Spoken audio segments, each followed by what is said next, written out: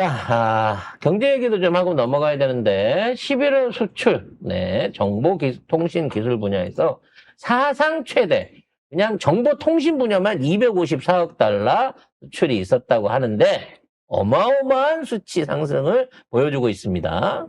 네. 자, 정보통신 기술 분야, ICT 분야 11월 수출이 반도체 호황에 힘입어서 사상 최대를 기록했다고 합니다. 지난달 약 34조 원어치를 수출을 했다고 하는데요. 이게 작년 같은 달 대비 24.3% 증가한 수치라고 합니다. 여러분, 이게 중요한 게 양이 늘어난 게 아닙니다. 양은 이미 우리가 계획 물량으로 내고 있기 때문에 막 30%씩 이렇게 추가 생산할 여력이 공장이 풀로 돌아가고 있어. 중요한 건 뭐다? 가격이 3배에서 6배까지 뛰었다는 거죠. 그러니까 돈이 없어서 더 못 살 뿐이지 갑자기 3달러 하던 거를 60달러 그래도 지금 그냥 우선 먼저 주세요라고 지금 사가고 있는 상황이라는 거죠. 이 254억 5천만 달러가 34조 원입니다. 우리 돈으로. 그래서 요런 식의 이제 메모리 반도체, 그러니까 복잡한 이런 게 아니라 이 D램 반도체의 가격 상승이 2배에서 4배 정도 이미 이루어졌고, 적층형 AI용은 이미 20배 가까이 가격이 치솟아 올라가 있는데도 불구하고 계속해서 수요는 밀려 있고요. 이게 2028년도까지는 그 수요를 채워줄 수가 없이 계속 확장할 가능성이 높다는 겁니다. 그리고 그 이후에는 지금 그동안 수요처를 미국하고 중국 쪽만 보고 있었는데 지금 전 세계에서 인공 AI 센터 한다고 난리잖아요. 미국의 5배 크기 되는 거를 갖다가 우리나라 5배 크기 되는 걸 갖다가 아랍에미레이트에서 하겠다고 큰 소리를 치고 있잖아요. 앞으로의 수요 확장을 넣지 않은 상황에서 지금 수요만 갖고 이렇게 폭발적인 성장을 보이고 있다는 겁니다. 요게 9, 10, 11, 12, 요 넉 달 지간에, 요 마지막 4, 4분기에 집중적으로 이와 같은 흑자들이 쏟아져 들어올 걸로 보여집니다. 그래서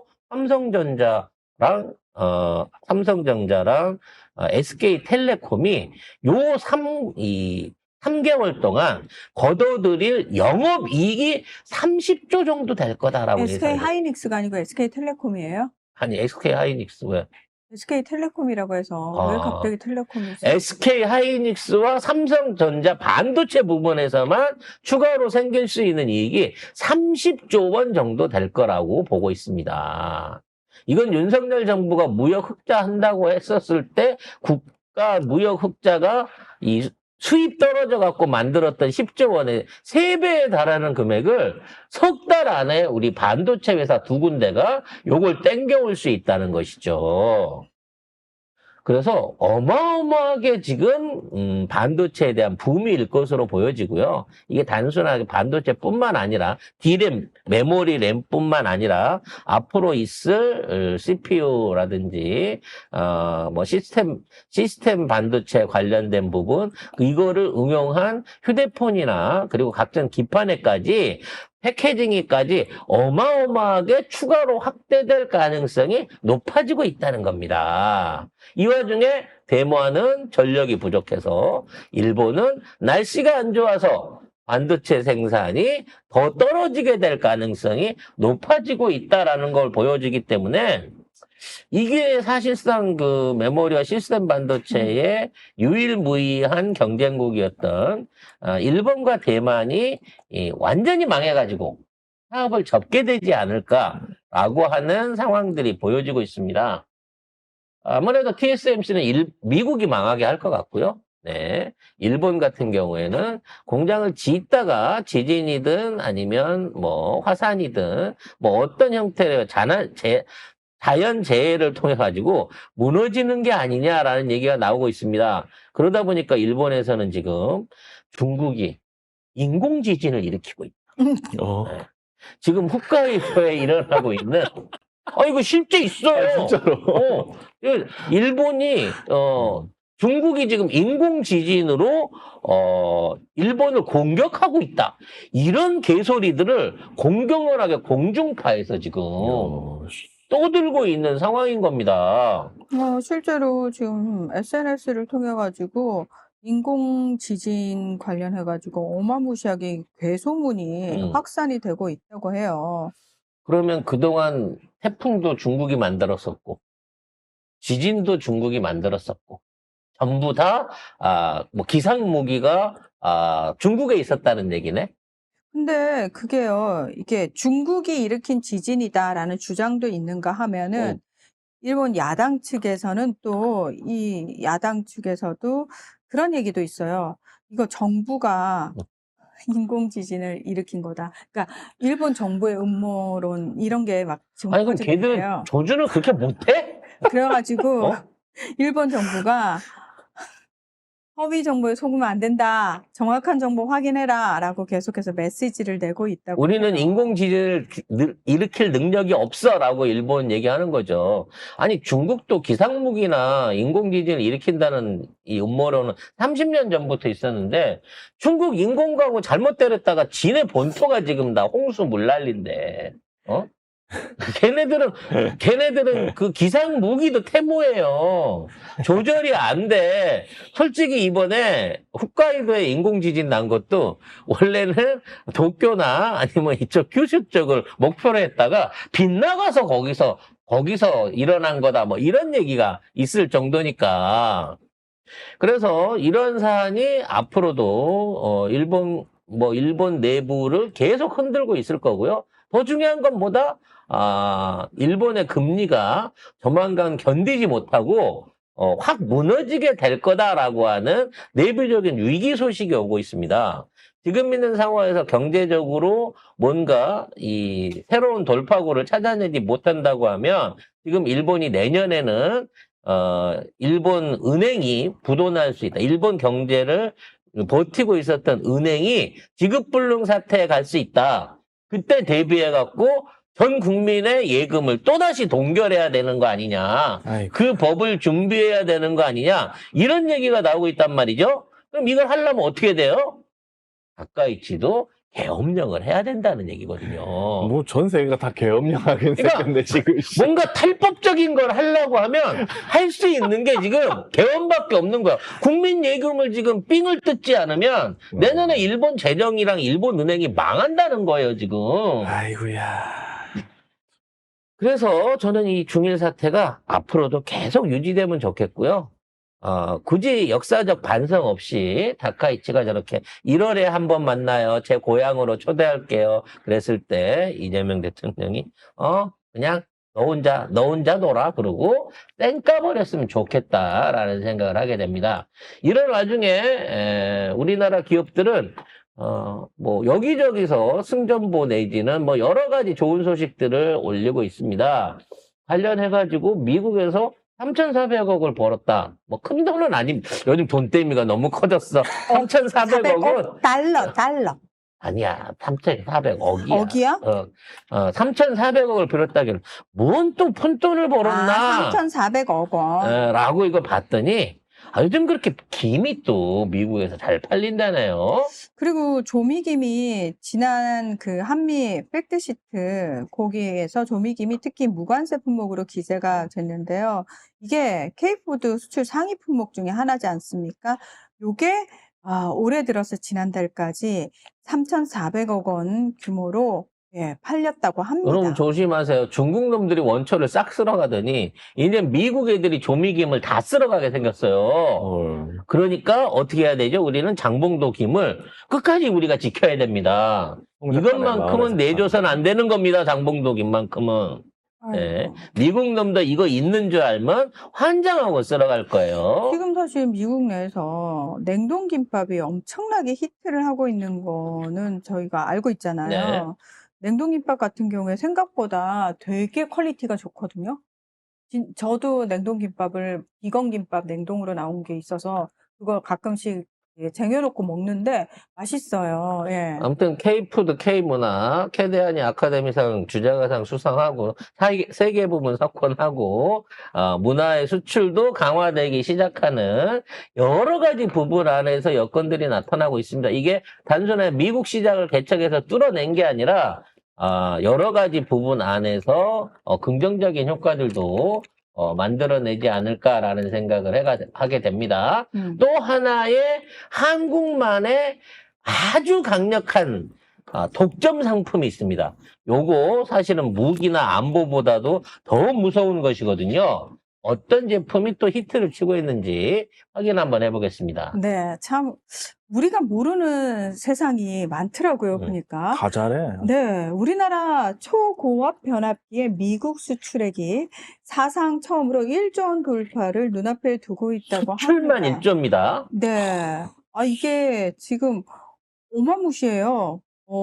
올해 1월부터 10월까지 우리나라 초고압 변압기의 미국 수출액은 지금 9,300억 원으로 지난해는 사실 6천억 원 정도였대요. 이걸 엄청나게 뛰어넘은 거죠. 2배 이상 증가를 한 상황이고요.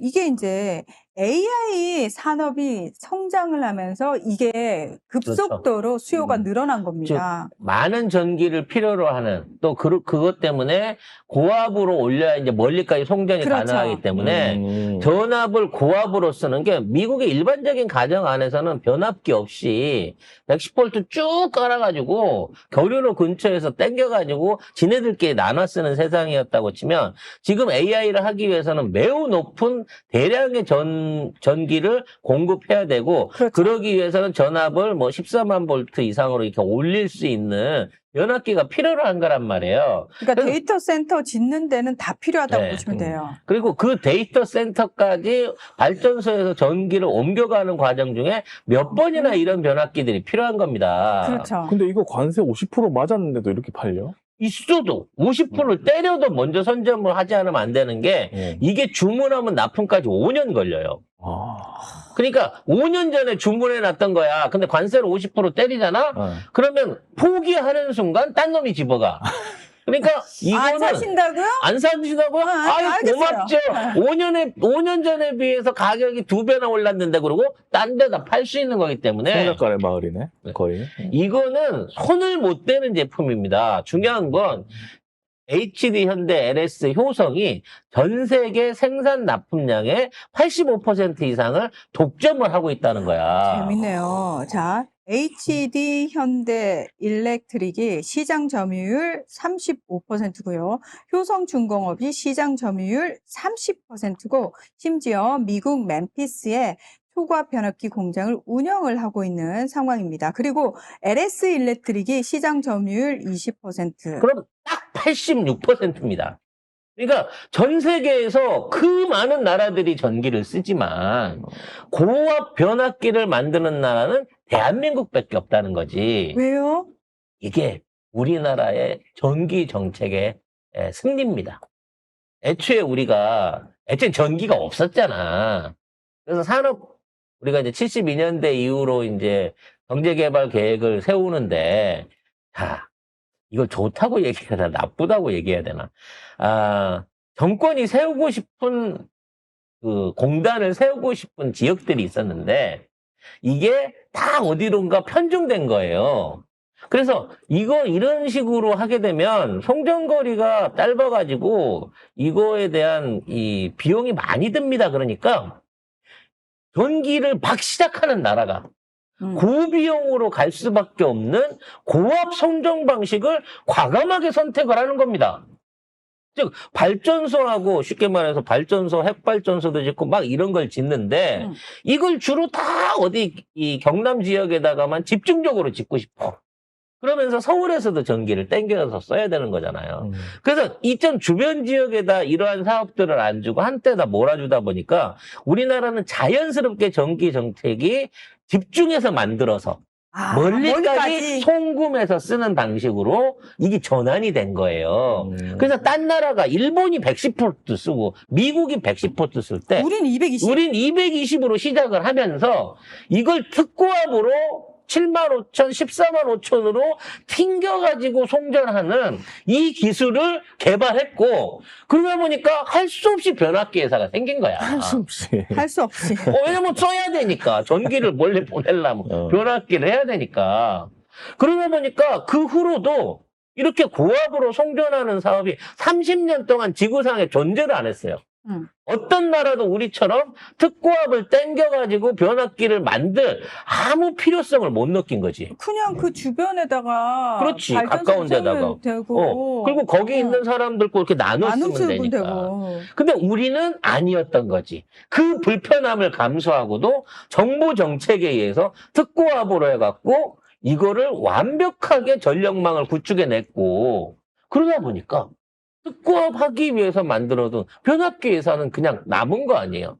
그러다 보니까 그럼 수출용으로 만들어보자 라고 하면서 산업용 특고압용 변압기들을 막 만들기 시작한 거야. 그러다 보니까 선진국에서 에이, 한국 같은 나라가 어떻게 그러는데 저 나라는 너무 잘 돌아가거든. 전 세계에서 정전율이 1위, 2위 하고 있거든. 정전 안 되는 율이. 그래서 자동으로 이 기술이 한국의 특화 기술이 된 거예요. 이게 참 우리가 그 당시만 해도 아니 왜 그렇게 해요? 라고 말도 안 되는 지시라고 정책이라고 생각을 했던 게 결국은 이런 상황이 된 건데, 다른 나라들은 그러면 왜 지금 와서 이게 필요해졌냐? 일단 갑자기 전기 수요가 생겨버리니까. 엄청 늘어났는데 네. 더 중요한 거는 얘들은 인프라가 노후된 거예요. 그 사이에. 그 사이에 인프라가 노후됐는데 이 인프라 노후된 거를 우리나라처럼 빨리빨리 교체를 하거나 빨리빨리 뭔가 하는 시스템도 아닌데다가 더 중요한 거, 이번에 우리가 그 유럽, 스페인에서도 확인했지만 이제 유럽 같은 나라들은 전기를 또 딴 데서 땡겨와서 쓰잖아요. 왜냐하면 다 문화재다 보니까 자체적으로 그 안에다가 발전소를 지을 수도 없고. 그런데 더 큰 문제는 이상기후 현상에 의해서 산불, 그다음에 홍수 이런 것들이 생기고 갑자기 난리가 나면서 그 인프라들이 다 마탱이가 가기 시작하는 그렇죠. 거예요. 그래서 지금 전 세계가 이제 앞으로 AI 시대에 가면 당연히 AI 칩도 필요하고 뭐 다 필요하겠죠. 부품도 필요, 컴퓨터도 필요한데 정작 거기에 들어가야 되는 막대한 전기 전선과 이거를 송전해 줄 수 있는 변압기 부분에 있어서 이제는 후발주자가 나오지 않는다는 거예요. 아니, 그렇지. 왜냐하면 엄두가 안 나는 거지. 그리고 아까도 얘기했지만 이게 특고압 변압기 뭐 14만 볼트 이상 되는 거, 10만 볼트 이상 되는 것들은 아까도 얘기했지만 제조 기간이 5년 걸려요. 5년. 이게 코일을 말고 안에다 말려가지고 방청료를 적시고 그거를 기다렸다가 시설 검사를 하고 그걸 다 해갖고 만들어지는 게 5년 걸린단 말이야. 이 라인에서 나오고 이 나라에서 나오고 있지만 이 중간 과정이 5년이야. 그렇기 때문에 어떤 나라도 공장을 세워가지고 5년 후에 완성품이 나올 수 있는 공장을 쉽게 세울 수가 없는 거지. 맞아요. 이것도 숙련공이 필요한 상황이고 엄청난 기술력이 필요한 부분이 있고. 그럼 우리 건드리면 독점이네, 독점. 이거 끊으면 AI 칩이 아무리 있고 컴퓨터가 아무리 많고 컴퓨터. 전기가 있어도 못하는 겁니다. 그래서 한국 공장들이 다 가서 이걸 다 만들어주고 해줘야 되는 거죠. 그리고 이제 미국에서 특히 이게 많이 필요한 이유가 뭐냐면 미국은 전기가 다 민영화잖아요. 다 민영화라서 인프라도 다 민간이 알아서 깔아야 민간이 돼요. 알아서 깔아야 돼요. 그래서 그러니까 이게 쉬운 문제가 아닌 거예요. 그래서 이 앞으로 전선이랑 이 전기 문제도 우리 방산처럼 전 세계를 제패할 중요한 테마 중에 하나라는 거예요. 여기서 조금 사족을 하나 붙이자면, 그래서 그때 우리나라 전자제품 시장에 아니 110V 스타가 220V 갑자기 바꾸면 앞으로 테레비는 어떻게 보고 전기 맞아요. 제품 어떻게 씁니까? 그때 그래서 정부가 얘기를 했죠. 프리볼트로 해라. 그래서 대한민국 전기는요, 85V부터 390V까지 연결을 해도 안 터집니다. 어느 나라 가든, 아니, 다른 나라 가전제품이 우리나라면 전기가 안 맞아서 못 써요. 근데 우리나라 가전제품은 다 맞아. 어느 나라를 가도 전기에 다 적응이 되는 K2 전차 같은 그런 전자제품 우리가 만들고 있다는 것이죠. 이때, 아주 어릴 때인데 기억이 나네. 우리가 110볼트에서 220볼트로 전체적으로 다 바꿨잖아요. 집에서 막 다 도란스 사갖고 맞아. 도란스라 그랬지 그때. 도란스. 그때 그거 갖다가 이렇게 막 돌려갖고 전압 맞춰가면서 맞아요. 테레비 도란스. 꽂아서 보고 냉장고 꽂아서 쓰고 하던 기억나지 않습니까, 여러분? 우리가 그런 세월을 거쳐서 지금 전 세계에서 가장 뛰어난 기술력, 가장 앞서 있는 국가가 된 겁니다. 진짜 갑자기 도란스 판매하고 싶다. 앞으로 이제 진짜로 가정용 도란스 시장도 이제 다시 30년 만에 우리나라를 중심으로 해서 열릴 수밖에 없는 상황이 올 겁니다. 자, 미국에 우리나라는 팔아야지. 전기를 도입한 초기에는 110볼트를 사용했지만 1970년대부터 2000년대 초까지 에너지 효율 증대를 위해 220볼트로 바꾸는 대규모 승합 사업을 추진을 하게 됩니다. 30년 걸렸어요, 30년. 이게 근데 사실 이게 전 세계적으로 승합 사업을 성공적으로 마친 유일한 사례라고 하거든요. 유일한 국가입니다, 우리가. 그러니까 우리는 뭘 하나를 해도 한꺼번에 나라 전체적으로 확 바꿔버리잖아요. 우리는 네. 그냥 딴 나라 하는 꼴을 못 봐. 우리 스타일로 해야 돼. 그러니까. 예.